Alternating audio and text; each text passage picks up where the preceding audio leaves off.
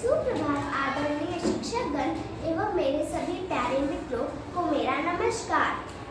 मैं चौधरी मनुश्री कक्षा तीसरी खंड द की छात्रा हूँ। आज मैं आपके समक्ष एक कहानी प्रस्तुत करने जा रही हूँ जिसका शीर्षक है धान की खेती। यह उड़ीसा जनजातीय लोक कथा है। बहुत समय पहले जब धरती पर लोग खेती करना नहीं जानते थे तब जनजातियां जंगलों में शिकार करके अपना पेट भरती थी। एक बार एक बुजुर्ग महिला ने देखा कि आसमान से एक चिड़िया कुछ सुनहरे दाने गिरा रही है।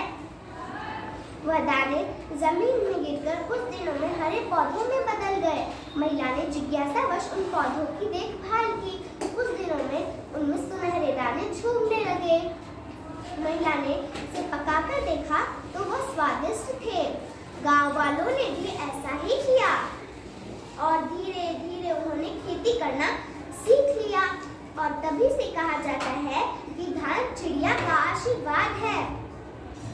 और अब भी जनजातियां फसल काटने से पहले चिड़िया के लिए धरती पर जमीन पर कुछ दाने छोड़ देते हैं आभार के रूप में। धन्यवाद। आपका दिन शुभ हो।